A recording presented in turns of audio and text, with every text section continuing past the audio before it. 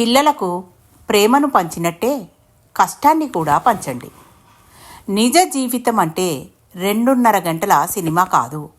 అన్నీ మారిపోయి శుభం కార్డు పడడానికి. ఒకసారి 45 ఏళ్ల వయసున్న ఒక ఆమె కోర్టు మెట్లెక్కింది. జడ్జి గారు ముందు ఆమె ఇలా విన్నవించుకుంది. మా వారికి ఆరోగ్యం బాగాలేదు. మాకు ఒక పాప ఉంది. నేను అందరి ఇళ్లలో పనిచేసి తెచ్చిన డబ్బుతో కుటుంబాన్ని పోషిస్తున్నాను.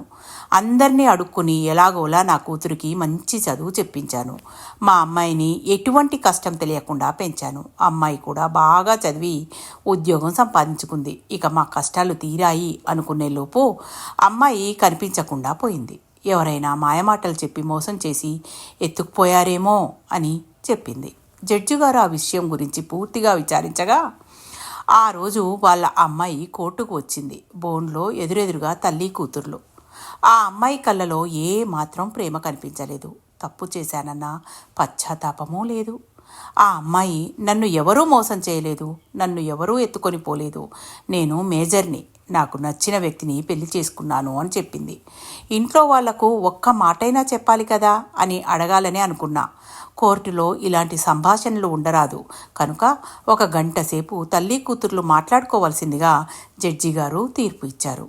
జడ్జి గారి ఆశ ఏంటంటే ఒకవేళ ఆ తల్లి కూతుర్లు కలిసి మాట్లాడుకుంటే ఆ తల్లి కష్టాన్ని కూతురు అర్థం చేసుకుంటుందని, గతాన్ని తలిచి ఆమె మారుతుందేమో అని. ఆయనకు మనసుంది కదా, అందుకే ఆలోచించి అలా చెప్పారు. 1 గంట తర్వాత మళ్ళీ వచ్చిన తల్లి కూతుర్లు ఎదురుగా నిలబడ్డారు. కానీ ఎటువంటి మేజిక్కు జరగలేదు. అమ్మ ఒక నిశ్చయానికి వచ్చి, ఇక అమ్మాయి ఇష్టమండి, తను సంతోషంగా ఉంటే మాకు అంతే చాలు. ఒక్క మాట వాళ్ళ నాన్నతో వెళ్ళొస్తానని చెప్పమనండి. ఆయనకు ఆ పిల్లంటే ప్రాణం అని తల్లి చెప్పింది. వాళ్ళ నాన్న ఎక్కడా అని అడగ్గా అతడు ఒక మూలన కూర్చుని ఇవన్నీ గమనించి కన్నీరు పెట్టుకుంటున్నాడు. అతడు వికలాంగుడు. అతన్ని ఒకరు ఆసరాగా పట్టుకుని ఉన్నారు. అయినా ఏ మాత్రం మనసు కరగని ఆ అమ్మాయి ఇక నేను వెళ్ళొచ్చా అని అడిగి బయట తన భర్త వేచి చూస్తున్న కారెక్కి వెళ్ళిపోయింది. ఆ అమ్మాయిని శిక్షించడానికి కోర్టుకు అధికారం లేదు. ఆర్డర్ వేసి ఇవి ఆచరించి తీరాలి అని చెప్పడానికి ఇంకా చట్టాలు రాలేదు. జడ్జి గారు ఆ అమ్మని ఉద్దేశించి, ఇప్పుడు ఎలా వెళ్తారు అని అడిగితే, బస్టాండ్లో 4 దగ్గర అడుక్కుని మా ఊరి వెళ్ళిపోతాం. అక్కడ మళ్ళీ ఇళ్లలో పని చేసుకుని మా బతుకులు ఇడ్చేస్తాం అని అంటుంటే అక్కడ అందరి కళ్ళలో కన్నీళ్లు.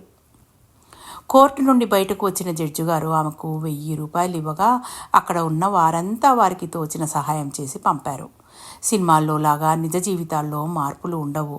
తప్పు చేశామేమో అనే పశ్చాత్తాపం ఉండదు. చట్టం కూడా కొన్నిసార్లు మౌనంగా చూస్తూ ఉండాలి, అంతే. మన పిల్లలకు మన కష్టం తెలియకుండా పెంచాలి అని అనుకోవడమే పొరపాటు. ప్రేమను పంచినట్టే కష్టాన్ని కూడా పంచండి. అప్పుడైనా కాస్తంత మానవత్వంతో మనుషులుగా మిగిలే ఉంటారు. లేకపోతే మానవత్వాన్ని మర్చిపోయి ప్రేమగా పెంచిన తల్లిదండ్రుల్ని నిర్దాక్షిణ్యంగా గాలి కొదిలేసి తమ దారిన తాము వెళ్ళిపోతారు. ఇది నేటి జనరేషన్ హృదయం. Thank you. మీ పద్మ.